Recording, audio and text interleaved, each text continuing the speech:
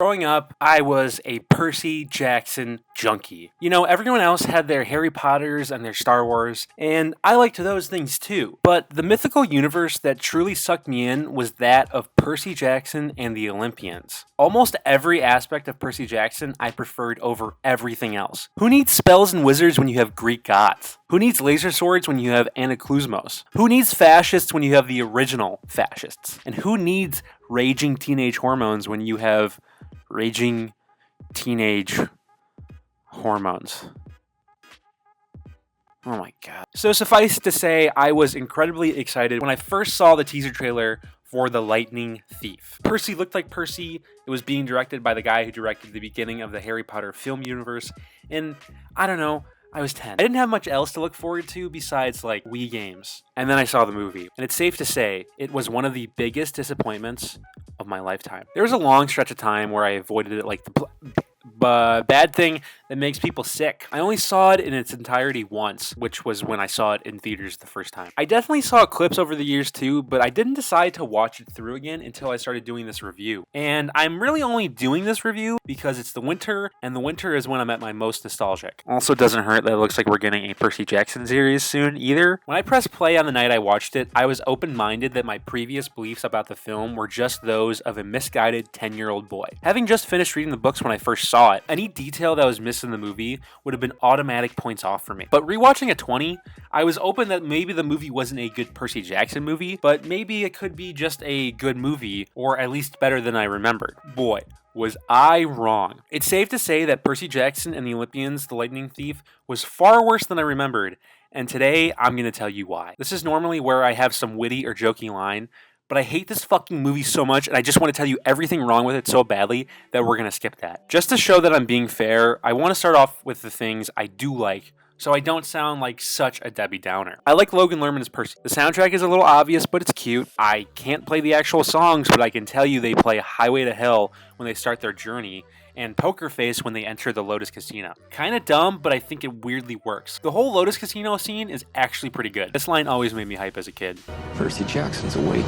Rao from The Sopranos plays Percy's stepdad. That's always a win in my book. I like this guy cooking. Uma Thurman's in it. That's about it. Seriously, I took 4 pages of notes for this movie, and this is everything on there that I had liked. This is the movie we're working with, people. I want to start criticizing more of the ticky-tacky bullshit first, because I have a lot to say about a couple important aspects of this movie. First things first, I fucking hate the costumes, specifically the Camp Half-Blood costumes. I am going to once again bring up Harry Potter because I think that is a fair film series to compare this to. When you think about those movies, what do you see in your mind? For me, I see the robes the Hogwarts students wear around school that have slight alterations depending on their house. Sure, it's not a particularly detailed design, but you remember it, don't you? And if you had a Halloween party coming up, you'd be okay if that was your costume, right? To me, the sign of a good costume is a combination of me being able to remember it in my head on demand, and me being okay wearing it out to a party or convention or something. Harry Potter's Hogwarts robes hit those check marks tenfold. And then there's this shit. I see what they're going for, like I think they're supposed to be gladiator outfits, but they look so fucking lame. Essentially, the whole costume is boots, jeans, a gladiator top, and sometimes a helmet, and then a blue or red fucking sweatshirt. This is something I forget about, and this is something I do not want to wear out to a party. As I just said, it is fucking lame. I know this isn't really a criticism of the movie's costumes as a whole, but there's a reason for that. I'm okay with Percy and friends wearing regular clothes the majority of the time because they don't really spend that much time in camp, and it makes sense for them to wear regular clothes. I don't really care about that. It just comes with the story, and they all wear clothes that make sense for the character. Fine, whatever. What pisses me off here is that they really could have done something cool with the Camp Half-Blood uniforms. They could have made something iconic that we all remember after watching it, and if they couldn't come up with anything, they had plenty of source material to fucking pull from. There was so much promotional art of Camp Half-Blood t-shirts. They used to sell them at Barnes & Noble. Just have them wear it in the fucking movie. Instead, they put a cosplayer's outfit on their leads and call it a day. So fucking disgraceful. That kind of leads me into the next ticky-tack gripe I have with this movie. There's such an apparent lack of effort in the production design that it still saddens me to this day. It's apparent in the costumes, and it's also apparent in the set design. Whoever designed this movie really only had to design and make 2 really cool places that people would want to go to with Camp Half-Blood and Hell. But both of those places look like shit. Sure, a camp might be harder to make look cool than a fucking castle, but there's ways to do it. The cabins around the camp do not have to look like cabins. You can do some cool shit with with the architecture. Instead, they make a cabin for Percy that looks like it doesn't have any sort of doors or walls and makes you question if he's really just sleeping outside but on wood. Just look at this laziness. They couldn't be asked to make an actual cabin, so their solution was to just make it open and put a trident somewhere. What a bunch of fucking assholes. I want to get into my remaining minor transgressions before we head onto the major stuff. I don't like the cinematography of this movie. Everything looks really flat and generic, wasting another part of the movie that they really could have made their own. I don't like the exclusion of Clarice from the books. I thought she was a really important character in Percy's progression, as she was really the only one who gave Percy the opportunity to break out of his shell. And what's weird is they seemingly tried to force her personality into Annabeth's, and it just doesn't work. Alright, enough gallivanting. You came here to hear me shit on the parts of the movie that actually matter. To me, the most important parts of any movie are the characters and the story. And the thing is, for me, one of these things can be lacking, but if the other part succeeds, I'll more than likely enjoy your movie. I think a lot of Marvel movies have stories that are stupid as fuck, but I like the characters, so I usually end up liking the movie. And on the flip side, I think that Goodfellas has an awesome story. I just don't know if I can necessarily say I like any of the characters in that movie. They're all shitbags who are greedy and lie and kill people, but I fucking love that movie because of the story and how it's presented. I can safely say that Percy Jackson fails on both of these fronts, and it fails fucking immensely. Let's start with the characters. Almost none of these characters work for me. I can't really pinpoint if it's because of the writing, direction, or acting, but I can imagine it's probably a combination of all of them. For the sake of time, I'm going to do a speed round of the side characters super quick and then get in depth on the main cast. Okay, 3, 2, 1, let's go. Percy's mom literally only has one emotion the entire movie. Catherine Keener is a great actress, but it's like her entire direction was just sound concerned, but scolding. Chiron's kinda okay, but they definitely try to make him a Dumbledore character. He gets a good line from time to time, but he's mostly useless. Percy never really seems to take what Chiron is saying to heart, so neither am I. Poseidon and the rest of the gods are just there. They espouse some platitudes, but they're as generic as you can expect. I already went over Uma Thurman. I'll just add on that she's way too good of an actress to be in this film. She at least seems like she's enjoying her time as Medusa, but it is kind of disappointing that she was given such a small role. Gabe is Gabe. They get him pretty on the spot, but he's a character who doesn't really matter. I just like that it's Ralph, and that it gives me the opportunity to mention The Sopranos again. Steve Coogan's in it. He's cool, but he feels miscasted as Hades. The way they write Hades doesn't really play to Coogan's comedic strengths. He's definitely supposed to be way more menacing, kind of like Ralph Fiennes in Harry Potter, but I do enjoy his presence, and the same with Rosario Dawson. It's weird how many big-name actors they got in this movie that they just absolutely fucking wasted. Alright. It is finally time to insult our main cast. I need like a drink of water or something.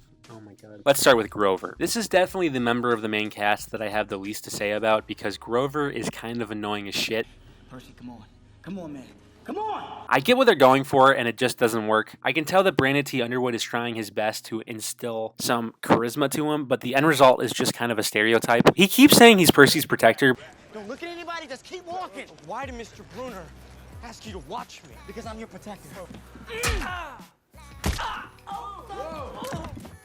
Nice one.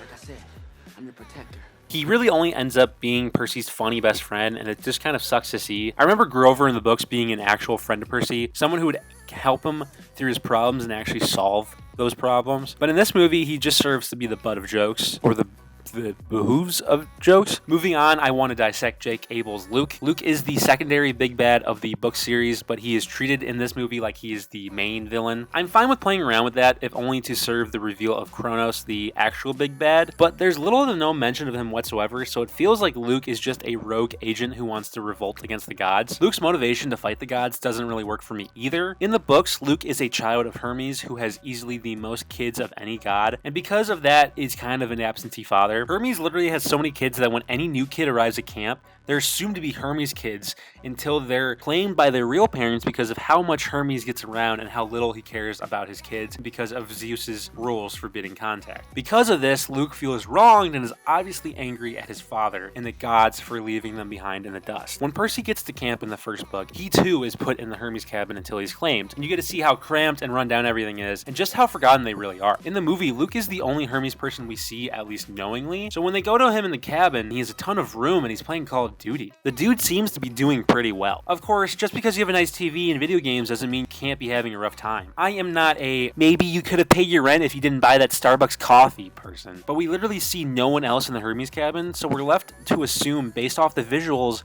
we've been supplied that Luke is the only child of Hermes, so his origin story just makes him sound like he's mad at his dad for not being there, rather than the wider assortment of reasons mad at his dad and the gods in the book. Luke's hatred and anger because of the way he and his siblings are treated is so integral, and that's just completely forgotten here. In this movie, Luke is just another angry dude who Percy has to fight. Jake Abel is fine in this role, like I don't think he's bad or anything. He's a little milquetoast, but I think that's due more to all the reasons I just went through. But side note before I move on, when I was writing the script, I kept writing Jake instead of Luke, and I have no idea why. It's not like I've seen this dude in anything else. His name is just so ingrained in my head for no fucking reason. Alright, moving on.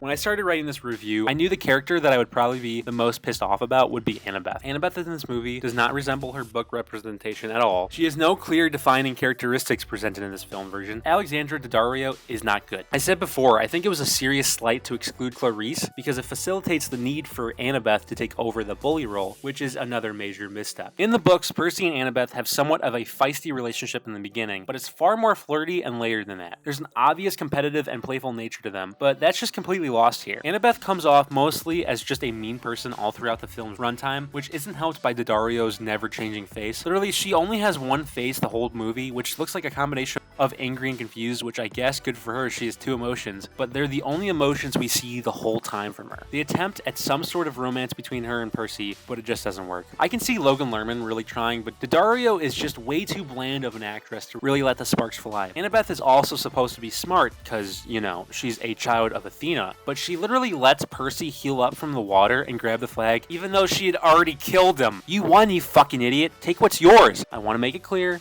I don't hate Alexandra Daddario or anything, but I just don't think she's very good in this movie, and I don't think she's very well casted at all. Alright, it's finally time to talk about Percy. I really like Logan Lerman in this role. I think he's a great actor who, when given a good script, can reliably play an awkward teen who's dealing with new changes, awkward situations, and traumatic moments in his life. Needless to say, he's not good in this. No. All of it was real? Mom's gone? But if you've ever seen Perks of Being a Wallflower, you know what I mean. But the thing is, I don't know if I really like Percy the character in this. Again, but because of the writing and directing, Percy really comes off as a one-note character throughout all of this. Percy in the books is an awkward kid who has varying levels of confidence, but who's known to be very sarcastic and very funny from time to time. Percy shares none of those qualities as his book version. For whatever reason, the team behind this adaptation's interpretation of Percy was just, he's whiny and angry the whole time, playing like he's a shithead, and they went with it. I thought this school was supposed to make things better. Percy, I know how hard this is for you. Someday it'll all make sense. Really? When? Tonight? Tomorrow? When? Literally, I think Percy smiles like 4 times this entire movie, and he probably jokes about half as much. Don't count me on that. I didn't go through this whole runtime counting the number of jokes and smiles he did. I took notes about how much I hated the costumes. The whole one-note thing I keep bringing up is kind of emblematic throughout the entire movie. It's like the crew didn't realize personality traits and development were integral parts of a character and important in getting the audience to want to root for them, and they just figured archetypes or something would be better. This is especially disappointing to me, because in my opinion, the strength of the Percy Jackson books are the characters. When you boil everything down, Percy Jackson is a thinly veiled Harry Potter ripoff. Camp Half-Blood is Hogwarts, Chiron is Dumbledore, Riptide is the Elder Wand, and Kronos is Voldemort. But what separates the two are the characters you go on the journey with, and the books were always great at making you like the characters and want to continue the journey along with them. The characters in this movie make me want to leave the journey and just take a staycation. Last but not least, the biggest and most glaring issue with this film for me is the story. For some reason, there are multiple times throughout this film that are edited to be big moments that just don't hit, usually because the moment is ruined literally scenes before. I'll give you an example. In the book, we don't know who Percy's father is until Capture the Flag. It's meant to be a momentous, significant event in the book. Percy is finally being claimed, and he finally knows his lineage leads to Poseidon. In the movie, the scene kind of acts the same way. We see him reach the end of the Capture the Flag game, and when his luck seems to be out, he's told to go to the water and heal himself, and then he comes back and wins the flag. This would have been the perfect moment. The perfect way to announce Percy's father, to create contact between the two of them and make a memorable moment. It would have been if Grover hadn't revealed under his fucking breath when they were just walking down the street that he was Poseidon's son. My father's Poseidon.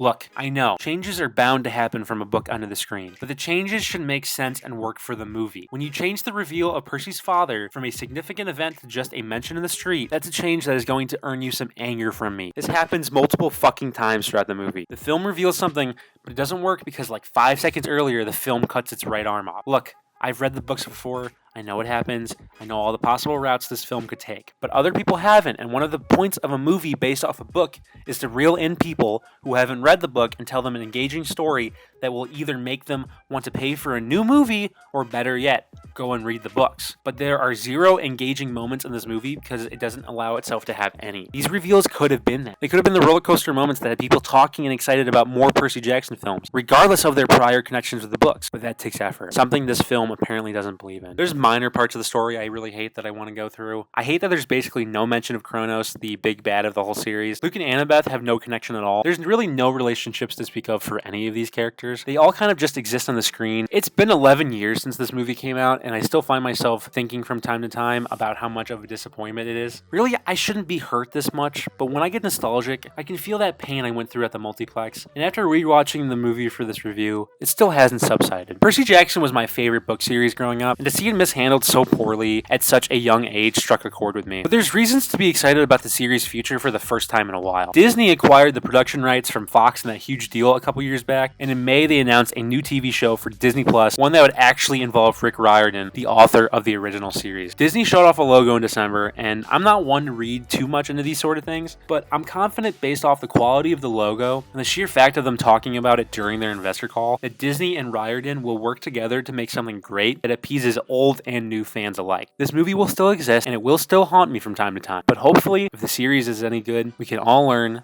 to forgive and forget.